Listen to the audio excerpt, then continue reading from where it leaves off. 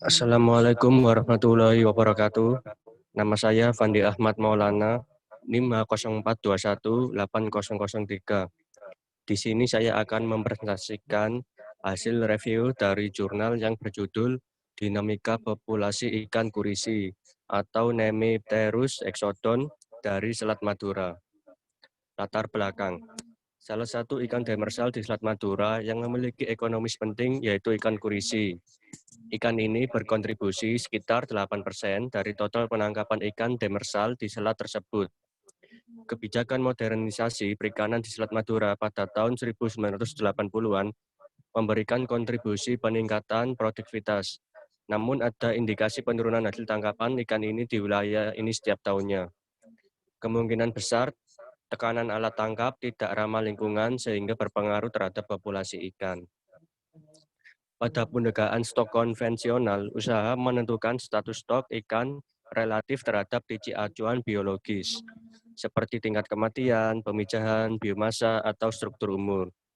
Hal ini digunakan untuk mendapatkan diagnosa yang dapat memberikan peringatan berkurangnya stok ikan di wilayah tersebut.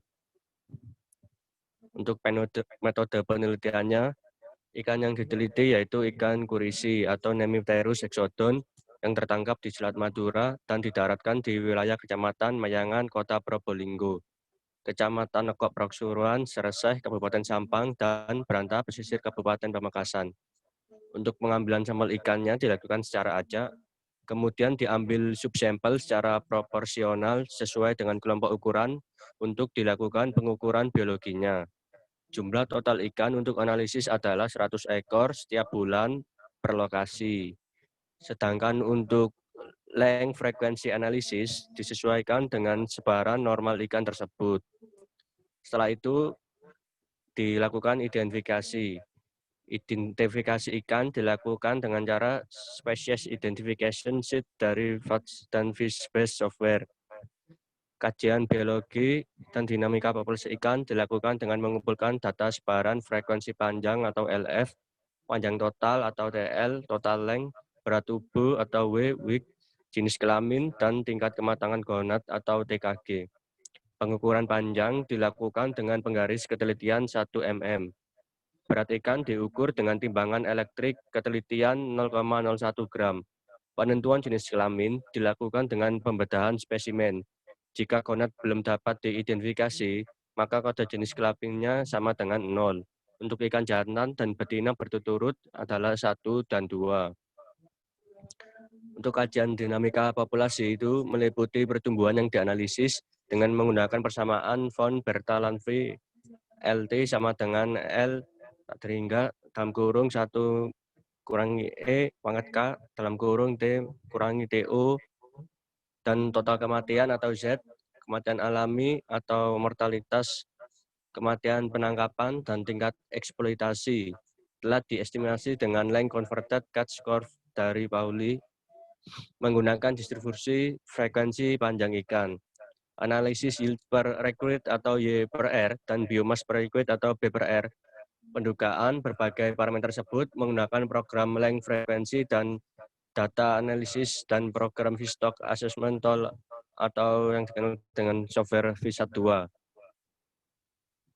Hasil dan pembahasan, hubungan panjang berat dan nisbah kelamin. Hubungan panjang berat ikan kurisi di Selat Madura adalah W sama dengan 0,05 L2,47 dengan R2 sama dengan 0,78, yang berarti pola pertumbuhan alometrik negatif B kurang dari 3, yaitu pertumbuhan panjang lebih cepat dari pertumbuhan beratnya. Hasil ini sama dengan penelitian Gopal dan Vivekananda dalam kurung 1991. Nisbah kelamin merupakan perbandingan jumlah ikan jantan dan ikan betina. Uji Chi-square terhadap perbandingan jenis kelamin menunjukkan hasil yang tidak signifikan. Dengan rasio jantan dan betina 1:1,2, jumlah perbandingan ideal bagi ikan adalah 1:1 untuk bisa melakukan pemijahan dan mempertahankan spesies atau pada saat akan memasuki masa pemijahan. Jumlah ikan jantan seimbang dengan jumlah ikan betina. Jika sudah memasuki masa pemijahan, maka jumlah ikan betina lebih dominan daripada jantan. Kondisi ideal nisbah kelamin adalah 1:1, yaitu 50% jantan dan 50% betina. Hasil penelitian terhadap nisbah kelamin ikan kurisi di TPI Labuan, Kabupaten Pandeglang, yaitu hasilnya sama, 1:1,1 pada kisaran panjang 7,5 sampai 26,5 cm untuk jantan dan 8,1 sampai 20,6 cm untuk betina. Lokasi pengambilan sampel penelitian jurnal ini berada di Selat Madura. Ikan kurisi digolongkan ke dalam kelompok ikan betina matang gonat lebih awal dan biasanya mati lebih dahulu daripada ikan jantan, yang menyebabkan ikan-ikan dewasa yang lebih muda terutama terdiri dari ikan betina. Sementara ikan yang lebih besar ukurannya adalah ikan jantan. Hal ini sesuai dengan pernyataan Ko Larson dan Marto Subroto yang mendapatkan bahwa laju pertumbuhan ikan kurisi betina itu lebih rendah daripada ikan jantan setelah tahun kedua. Sebab untuk mencapai matang gonat, energi yang digunakan untuk pertumbuhan gonat lebih besar daripada untuk pertumbuhan tubuhnya. Panjang ikan kurisi pertama kali tertangkap atau LC dan matang gonat atau LM. Panjang ikan pertama kali matang gonat adalah panjang di mana 50% dari contoh ikan pada saat itu sudah matang gonat, yang dinyatakan dengan L50 atau LM. Nilai LM ikan kurisi dari Selat Madura adalah 16,42 cm. Hasil penelitian ini lebih besar daripada ikan kurisi untuk N. Peroni atau 15 cm di Australia dari pernyataan Sainsbury dan Whitlaw. Panjang ikan kurisi pertama kali tertangkap adalah 16,5 cm, 17 cm untuk N. Ukuran pada waktu kematang gonat pertama kali bervariasi di antara spesies. Untuk densitas stok ikan, ketersediaan makanan, temperatur air ini diduga mempengaruhi pertumbuhan ikan dan berpengaruh pula pada umur matang gonat. Nah, ini tingkat kematangan gonat merupakan tahapan perkembangan gonat sebelum dan sesudah ikan memija, yang dapat ditentukan melalui pengamatan secara morfologis dan histologis. Berikut tabel tingkat kematangan gonat ikan kurisi di Selat Madura. Pada bulan meter, LC-nya 12 kurang dari LM-nya.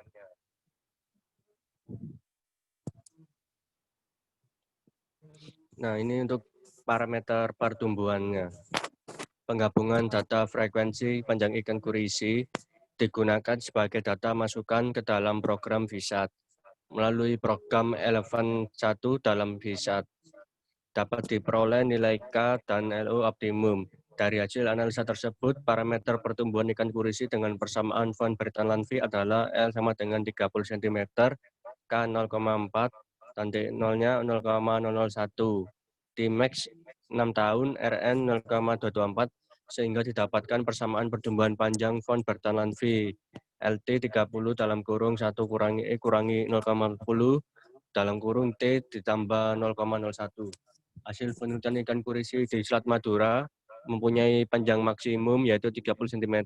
Hal ini lebih kecil dari ikan kurisi peroni yang berada di perairan barat laut Australia, yaitu dengan panjang 41,90 cm, untuk K-nya 0,25, TO 0,74 dengan kisaran umur 5 tahun.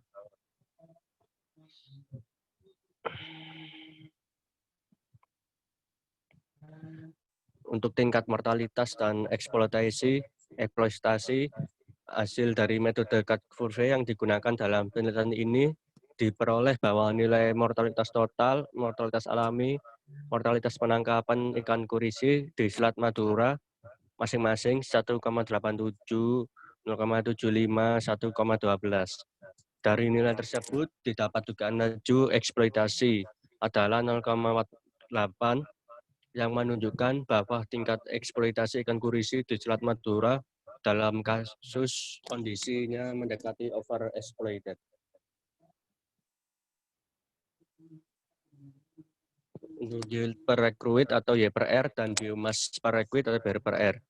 Melalui GNIF 8G dalam program Visa 2, berdasarkan jurnal tersebut, terdapat unsur warna yang berbeda dan tiap warna memiliki arti yang berbeda, di mana warna merah pada Y per R menunjukkan makin besarnya tingkat pemanfaatan atau hasil tangkapan dari ikan tersebut.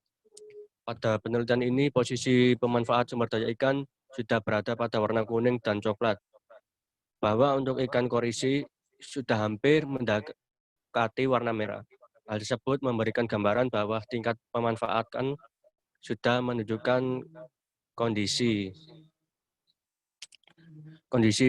perikanan korisi di daerah tersebut sudah mencapai tangkapan berlebih. Nah, sebaiknya di gambar 5 itu terdapat warna biru yang menandakan ikan korisi mengalami tekanan penangkapan cukup berat dengan nilai M per K sama dengan 2,45, LC-nya 0,3, dan yield per recruit-nya 0,015, dan biomass per recruit-nya 0,132. Peningkatan nilai laju eksploitasi terhadap biomass akan menurunkan stok biomasa, sedangkan peningkatan nilai laju eksploitasi terhadap yield akan meningkatkan hasil tangkapan. Dibandingkan dengan nilai laju eksploitasi, status pemanfaatan telah mendekati overexploited, sehingga upaya penangkapan sangatlah tidak dianjurkan untuk ditingkatkan. Untuk tujuan manajemen laju eksploitasi, ikan korisi harus dikurangi sebanyak 35,2%. Hal ini untuk menjaga kecukupan spawning biomass. Terima kasih atas perhatiannya. Mohon maaf bila terdapat penjelasan yang kurang jelas. Billahi taufik walhidayah. Wassalamualaikum warahmatullahi wabarakatuh.